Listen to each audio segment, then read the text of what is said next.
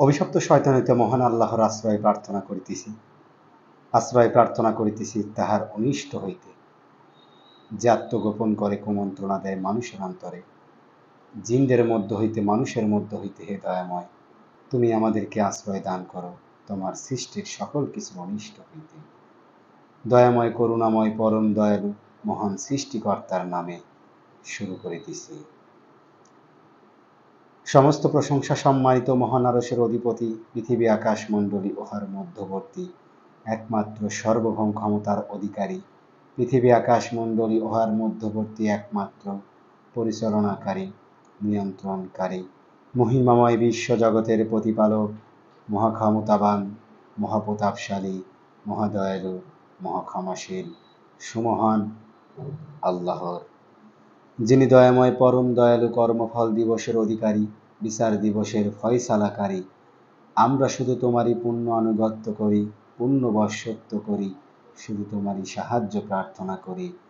আমাদেরকে সরল পথ প্রদর্শন করো, সরল পথে পরিচালিত করো, তাহাদের পথ যাহাদেরকে তুমি অনুগ্রহ ও দয়া করেছ, তাহাদের পথ নহে যাহারা তোমার শাস্তি প্রাপ্ত হয়েছে। সম্মানিত দর্শক মণ্ডলী, আপনারা যেখান থেকে দেখছেন বা শুনছেন, দেশে বা দেশের বাহিরে, আপনাদের সকলের প্রতি মহান সৃষ্টিকর্তার বিশেষ দয়া অনুগ্রহ বর্ষিত হোক। আশা করি সকলে ভালো আছেন, সুস্থ আছেন ও সুন্দর আছেন। আজ আমার আলোচ্যর বিষয় দোয়া বা প্রার্থনা। আমরা কিভাবে দোয়া বা প্রার্থনা করব সৃষ্টিকর্তার কাছে, তা আমাদেরকে সৃষ্টিকর্তা শিখিয়েছেন। নবী রাসূলরা কিভাবে দোয়া প্রার্থনা করেছেন তার কিছু আয়াত নিয়ে আলোচনা করব ইনশাআল্লাহ। আপনারা সকলে মনোযোগ সহকারে শেষ পর্যন্ত থাকবেন। শুরুতেই সূরা বাকারার 201 নম্বর আয়াতটা দেখবেন। এখানে বলা হয়েছে, হে আমাদের রব, আমাদেরকে দুনিয়াতে কল্যাণ দিন এবং আমাদেরকে আগুনের আযাব থেকে রক্ষা করুন। সূরা বাকারার 286 নম্বর আয়াতে বলা হয়েছে, হে আমাদের রব, আমরা যদি ভুলে যাই অথবা ভুল করি, আপনি আমাদেরকে পাকড়াও করবেন না। হে আমাদের রব, আমাদের উপর বোঝা চাপিয়ে দেবেন না, যেমন আমাদের পূর্ববর্তীদের উপর চাপিয়ে দিয়েছেন।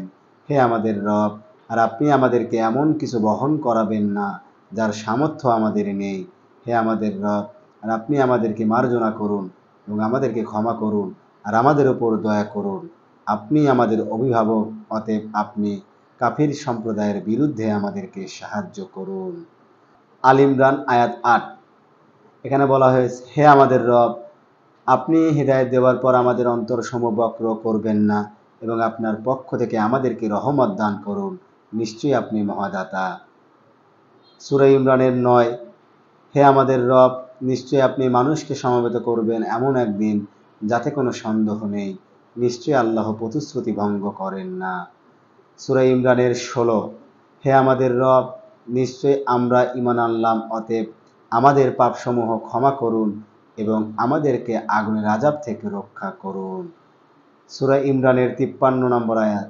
হে আমাদের রব, আপনি যা নাজিল করেছেন তার প্রতি আমরা বিশ্বাস এনেছি এবং আমরা রাসূলের অনুসরণ করেছি, অতএব আমাদেরকে সাক্ষ্যদাতাদের তালিকাভুক্ত করুন।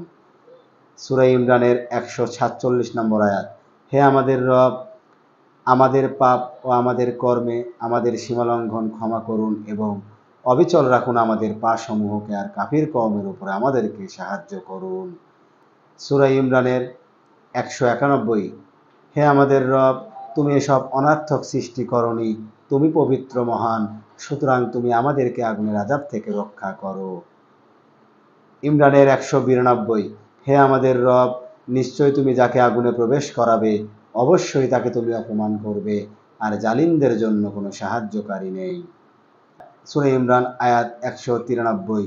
হে আমাদের রব, নিশ্চয়ই আমরা শুনেছিলাম একজন আহ্বানকারীকে যে ঈমানের দিকে আহ্বান করে যে তোমরা তোমাদের প্রতিপালকের প্রতি ঈমান আনো, তাই আমরা ঈমান এনেছি। হে আমাদের রব, আমাদের গুনাহসমূহ ক্ষমা করুন এবং বিদ্রুত করুন আমাদের ত্রুটি বিস্ত্রুটি, আর আমাদেরকে মৃত্যু দিন নেককারদের সাথে। সূরা ইমরান আয়াত 194। হে আমাদের রব, আর আপনি আমাদেরকে তা প্রদান করুন যার ওয়াদা আপনি আমাদেরকে দিয়েছেন আপনার রাসূলগণের মাধ্যমে, আর কিয়ামতের দিনে আপনি আমাদেরকে অপমান করবেন না, নিশ্চয়ই আপনি অঙ্গীকার ভঙ্গ করেন না। সূরা নিসা আয়াত ৭৫। হে আমাদের রব, আমাদেরকে বের করুন এ জনপদ থেকে যার অধিবাসীরা জালিম, এবং আমাদের জন্য আপনার পক্ষ থেকে একজন অভিভাবক নির্ধারণ করুন, আর নির্ধারণ করুন আপনার পক্ষ থেকে একজন সাহায্যকারী। সূরা আরাফ আয়াত ২৩। হে আমাদের রব, আমরা নিজেদের উপর জুলুম করেছি, আর যদি আপনি আমাদেরকে ক্ষমা না করেন এবং আমাদেরকে দয়া না করেন, তবে অবশ্যই আমরা ক্ষতিগ্রস্তদের অন্তর্ভুক্ত হব। সূরা ইব্রাহিম আয়াত ৩৮। হে আমাদের রব, নিশ্চয়ই আপনি জানেন যা আমরা গোপন করি, যা আমরা প্রকাশ করি, আর আল্লাহর নিকট কোনো কিছু গোপন নেই, না জমিনে না আসমানে। সূরা ইব্রাহিম আয়াত ৪০। হে আমার রব, আমাকে সালাত কায়েমকারী বানান এবং আমার বংশধরদের মধ্য থেকেও। হে আমাদের রব, আর আমার দোয়া কবুল করুন। সূরা ইব্রাহিম আয়াত ৪১। হে আমাদের রব, যেদিন হিসাব কায়েম হবে সেদিন আপনি আমাকে ও আমার পিতামাতাকে ও মুমিনদেরকে ক্ষমা করে দেবেন। আপনি ছাড়া কোনো ইলাহা নেই, আপনি পবিত্র মহান, নিশ্চয়ই আমি ছিলাম জালিম। মুমিনুন আয়াত ১০৯। হে আমাদের রব, আমরা ঈমান এনেছি, অতএব আমাদেরকে ক্ষমা ও দয়া করুন, আর আপনি সর্বশ্রেষ্ঠ দয়ালু। সূরা ফুরকান আয়াত ৬৫। হে আমাদের রব, তুমি আমাদের থেকে জাহান্নামের আযাব ফিরিয়ে নাও, নিশ্চয়ই এর আযাব হলো অবিচ্ছিন্ন। সূরা নামল আয়াত ১৯। হে আমাদের রব, তুমি আমার প্রতি ও আমার পিতামাতার প্রতি যে অনুগ্রহ করেছো, তাহার জন্য তোমার নিকট শুকরিয়া আদায় করার তৌফিক দাও, আর আমি যাতে এমন সৎ কাজ করতে পারি যাহা তুমি পছন্দ করো, আর তোমার অনুগ্রহে তুমি আমাকে তোমার সৎকর্মপরায়ণ বান্দাদের অন্তর্ভুক্ত করো। সূরা শুআরা আয়াত ৮৩। হে আমার রব, আমাকে প্রজ্ঞা দান করুন এবং আমাকে সৎকর্মশীলদের সাথে শামিল করে দিন, এবং পরবর্তীদের মধ্যে আমার সুনাম সুখ্যাতি অব্যাহত রাখুন, আর আপনি আমাকে সুখময় জান্নাতের ওয়ারিসদের অন্তর্ভুক্ত করুন। আর আমার পিতাকে ক্ষমা করুন, নিশ্চয়ই সে পথভ্রষ্টদের অন্তর্ভুক্ত ছিল। আর যেদিন পুনরুত্থিত করা হবে সেদিন আপনি আমাকে লাঞ্ছিত করবেন না, যেদিন ধন সম্পদ সন্তান সন্ততি কোনো উপকারে আসবে না। শুআরার ৮৩ থেকে ৮৮ পর্যন্ত। সূরা তোহা আয়াত ২৫। হে আমার রব, আমার বুক প্রশস্ত করে দিন। ২৬। হে আমার রব, আমার কাজ সহজ করে দিন। ২৭। আর আমার জিহ্বার জড়তা দূরভীত করে দিন। ২৮। যাতে তারা আমার কথা বুঝতে পারে। ২৯। আর আমার পরিবার থেকে আমার জন্য একজন সাহায্যকারী নির্ধারণ করে দিন। সূরা বনী ইসরাইল আয়াত ৮০। হে আমার রব, আমাকে প্রবেশ করো উত্তমভাবে এবং বের করো উত্তমভাবে, আর তোমার পক্ষ থেকে আমাকে সাহায্যকারী ও শক্তি দান করো। সূরা বাকারা আয়াত ২৫৫। আল্লাহ তিনি ব্যতীত কোনো উপাস্য নেই, তিনি স্বাধীন ও নিত্য নতুন ধারক, সবকিছুর ধারক। তন্দ্রা ও নিদ্রা তাকে স্পর্শ করে না, নবমণ্ডল ও ভূমণ্ডলে যাহা কিছু রয়েছে সবই তার। কে এমন আছে যে তার অনুমতি ব্যতীত তার নিকট সুপারিশ করতে পারে? সম্মুখের অথবা পশ্চাতের সবই তিনি অবগত আছেন, একমাত্র তিনি যতটুকু ইচ্ছা করেন, তা ব্যতীত তার জ্ঞানের কিছুই তারা আয়ত্ত করতে পারে না। তার আসন আসমান জমিন ব্যাপী হয়ে আছে, এবং এ দুভয়ের সংরক্ষণে তাকে বিব্রত হতে হয় না, তিনি সর্বোচ্চ মহিয়ান।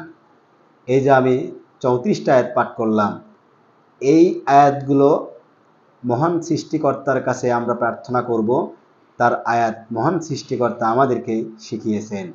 এটা আমি শিখেছি আমার রাসূলের মাধ্যমে। আমার রাসূল আমাকে যা শিক্ষা দিয়েছেন, যা শিখিয়েছেন, যা জানিয়েছেন, তাই আমি অনুসরণ করি। সকলে অর্থ বুঝে বুঝে কোরআন পড়ুন এবং সঠিকভাবে সত্যকে আঁকড়ে ধরুন।